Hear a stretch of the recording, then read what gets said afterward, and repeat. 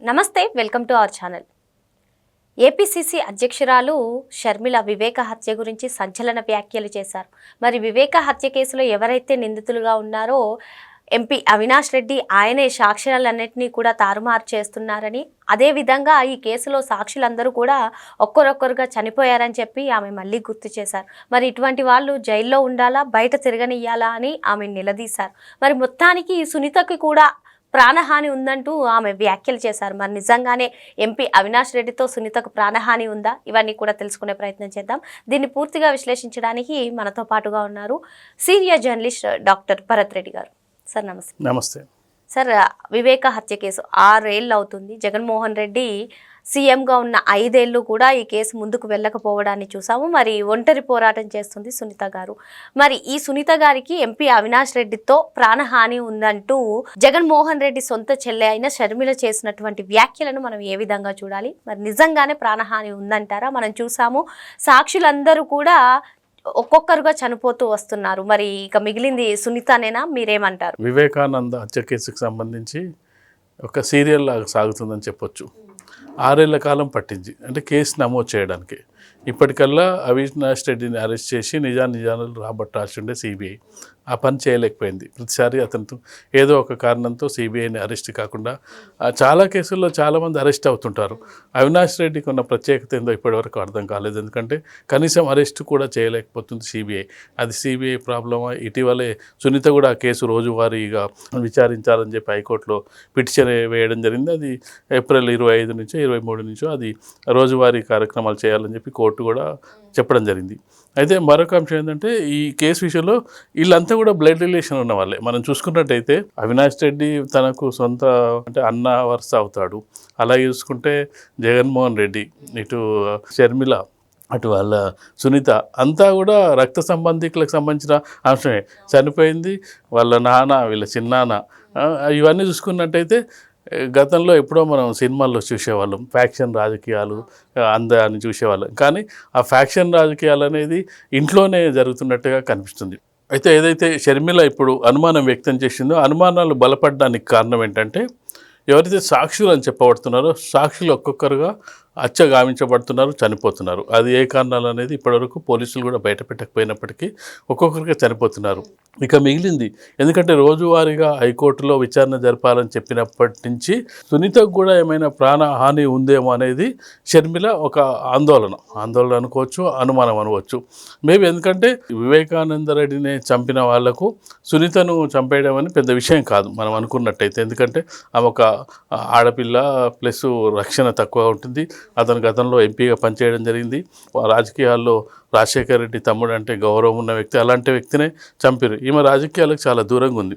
తండ్రి చనిపోయేంత వరకు ఈమె ఎవరికి పెద్ద పరిచయం కూడా లేదు. ఆమె డాక్టరు, ఆమె పనుల్లో ఉంది. రాజకీయాల్లో కూడా షర్మిల కనీసం రాజశేఖర రెడ్డితో చాలాసార్లు తిరిగిన సందర్భాన్ని చూడొచ్చు. రాజశేఖర రెడ్డి ముఖ్యమంత్రిగా ఉన్నప్పుడు, వివేకానంద రెడ్డి ఎంపీగా ఉన్న సమయంలో ఈమె ఎప్పుడు కూడా బయట పెద్ద ప్రొఫైల్ మెయింటైన్ చేసిన సందర్భం లేదు. ఎప్పుడైతే ఆమెకు అనుమానాలు వ్యక్తమయ్యాయో అప్పటి నుంచి దాన్ని బయటికి తీసుకురావడం జరిగింది. తనకు ఎవరు మద్దతు ఇచ్చినా ఇవ్వకపోయినా. ఎందుకంటే వైఎస్ జగన్మోహన్ రెడ్డి 5 ఏళ్ల కాలంలో ఉన్నప్పుడు టైంలో జగన్మోహన్ రెడ్డిదే ఎక్కువ ఆహ్వానం నడవడం జరిగింది. ఆ సమయంలోనే ఒంటరి పోరాటం జరిగింది. ఎందుకంటే వైసీపీకి వ్యతిరేకంగా వ్యవహరించిన టీడీపీ వాళ్ళకే చాలా ఇబ్బందులు ఎదుర్కొన్న పరిస్థితి.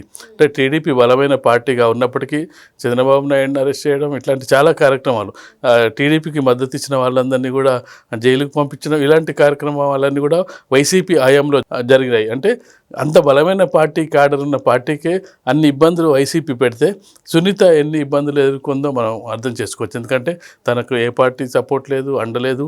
ఫ్యామిలీ సపోర్ట్ అంటే ఫ్యామిలీ డివైడ్ అయిన సందర్భం చూసుకోవచ్చు. కాకపోతే మొదటి నుంచి కూడా వైఎస్ షర్మిల అంటే మొదటి నుంచి సపోర్ట్ చేయలేదు. వైఎస్ షర్మిల కూడా ఎప్పుడైతే అన్నను వ్యతిరేకించిందో అప్పటి నుంచే సునీతకు సపోర్ట్ చేయడం జరిగింది. మొదట్లో ఆమె పెద్ద మాట్లాడిన సందర్భం లేదు. ఎందుకంటే జగన్మోహన్ రెడ్డిని అధికారంలోకి తేవడానికి ఆమెనే ప్రయత్నం చేసింది, పాదయాత్ర చేసింది. అధికారంలోకి వచ్చిన తర్వాత అది ఆస్తి తగాదాలా లేకపోతే పదవి ఇవ్వలేదా ఏదో మొత్తానికి విభేదాలు బయటికి రావడంతో వైఎస్ షర్మిల బయటికి వచ్చి మొదట్లో తెలంగాణలో పార్టీ పెట్టడం జరిగింది. ఇక్కడ ఫెయిల్ అవ్వడం జరిగింది. తర్వాత పూర్తిగా వివేక ఆంధ్రప్రదేశ్ రాజకీయాలపై దృష్టి పెట్టి అన్నకు వ్యతిరేకంగా పోరాడడం జరిగింది. మొత్తానికి జగన్మోహన్ రెడ్డి ఓడించడానికి తన వంతు సాయం ఎంతో పాత్ర చేయడం జరిగింది. అయితే ఇప్పుడు ఆ కేసు విషయానికి వచ్చినప్పుడు ఆ సిబిఐ అనేది అంటే ఈ కేసు ఎప్పట్లోకి తెలుస్తుంది అనేది కూడా చాలా ఆందోళనకరంగా కనిపిస్తున్న అంశంగా తెలుస్తుంది. ఏదైతే రోజువారీ విచారణ సునీత కోరుకోవడం జరిగిందో అది ప్రారంభమైతే కానీ ఈ కేసు తేలే అవకాశం లేదు. అవినాష్ రెడ్డిని కనీసం రిమాండ్కి తీసుకున్నట్టయితే విషయాలు బయటకు వచ్చే అవకాశం ఉంటుంది. కానీ సాక్షులను బెదిరిస్తున్నారు, బయట ఎలా తిరుగుతాడని ఏదైతే షర్మిల ప్రశ్నించి జరిగిందో అది ఖచ్చితంగా అనుమానాలు వ్యక్తం చేసే అంశంగా చూడొచ్చు. ఎందుకంటే అతని మీద ఆరోపణలు ఉన్నప్పుడు ఖచ్చితంగా పోలీస్ కస్టడీలో పోలీస్ రిమాండ్లో ఉండి నిజాలు తెలుసుకోవాల్సిన అవసరం ఉంది. సిబిఐ ఆ విషయంలో ఫెయిల్ అయిందని చెప్పొచ్చు. ఇప్పుడు రోజువారీ హైకోర్టుకు సంబంధించిన 25 నుంచి ట్రయల్ స్టార్ట్ అయినప్పుడు హైకోర్టు ఏ విధంగా డైరెక్షన్స్ చూడాలి. ఈలోపు ప్రభుత్వం బాధ్యతగా అలాంటిది ఏమైనా ఉన్నట్టయితే సునీతకు రక్షణ కల్పించాల్సిన బాధ్యత అయితే కూటమి ప్రభుత్వంపై ఉంటుంది. ఒకవేళ ఈమెకు అలాంటి అనుమానాలు ఉంటే ఖచ్చితంగా డీజీపీకి వరకు ఒక లేఖ ఇవ్వాల్సిన అవసరం ఉంటుంది. అనుమానంగా ఉంది, ఈమెను కూడా మర్డర్ చేసే అవకాశం ఉంది కాబట్టి మీరు రక్షణ కల్పించాలని చెప్పి ఈమె ఒక లేఖనైతే ఇవ్వాల్సిన అవసరం అయితే ఉంటుంది. షర్మిల ప్రధానంగా ఆరోపిస్తుంది ఏంటంటే సార్, ఈ కేసు నుంచి తాము తప్పించుకోవడం కోసం సునీత వాళ్ళ హస్బెండ్ పైనే కేసు పెట్టించారు. అప్పుడు సిబిఐ అధికారి పైన వీళ్ళందరినీ కూడా బెదిరించి వీళ్ళపై అయితే కేసు పెట్టడం జరిగింది. మరి అటువంటిది సునీతకు ప్రాణహాని ఉండదని చెప్పి మనం ఏ విధంగా చెప్తామని చెప్పి ఆమె అడుగుతున్నారు. మరి ఏమంటారు సార్? ఇది కీలక అంశంగా చూడొచ్చు.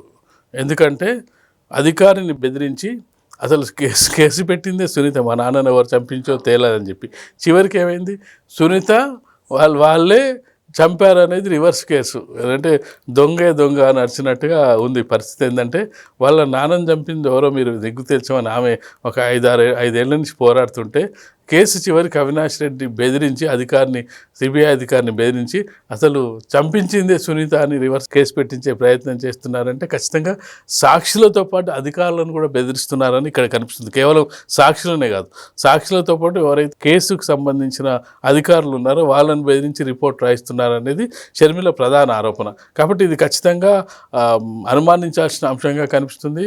వివాదం అయ్యే అవకాశం ఉంది, ఖచ్చితంగా కూడా చర్చనీయాంశం కూడా అయ్యే అవకాశం ఉంది. దీనిపై ఖచ్చితంగా సిబిఐ అధికారులు వివరణ ఇవ్వాల్సిన అవసరం ఉంటుంది. ఎందుకంటే అధికారులు ఉండే స్థాయిలో అధికారంలో ఉన్నవారు నిష్పక్షపాతంగా ఉండాలి. ఎవరైతే అన్యాయం జరిగిందో వాళ్ళ పక్షాన నిలబడాల్సిన అవసరం ఉంటుంది. కాబట్టి వాళ్ళ మీద రివర్స్ కేసు పెట్టినట్టయితే ఖచ్చితంగా అది సిబిఐకి మున్ముందు అయితే వాళ్ళు ఆన్సర్ చేయాల్సిన అవసరం ఉంటుంది. ఏదైతే షర్మిల ఈ ఆరోపణలు చేసిరో ఈ ఆరోపణలకైతే దానికి సంబంధించిన అధికారులు ఖచ్చితంగా కూడా ఆన్సర్ చేయాల్సిన అవసరం అయితే ఖచ్చితంగా ఉంటుంది. Okay sir. మరి వివేక హత్య కేసులో సాక్షులందరూ కూడా వరుసగా మరణించడం మనం చూస్తూనే ఉన్నాం. మరి షర్మిల అన్నట్టుగానే సునీత పైన వాళ్ళ హస్బెండ్ పైన కేసు నమోదు చేసినప్పుడు ఆమెకి ప్రాణహాని ఉంటుందని చెప్పి సార్ అంటున్నారు. అదేవిధంగా ఈ వ్యాఖ్యలను మామూలుగా వదిలేకుండా ప్రభుత్వం సీరియస్గా తీసుకుని సంబంధిత అధికారులు వెంటనే యాక్షన్ అనేది తీసుకోవాలని చెప్పి సార్ చెప్తున్నారు. Thank you sir.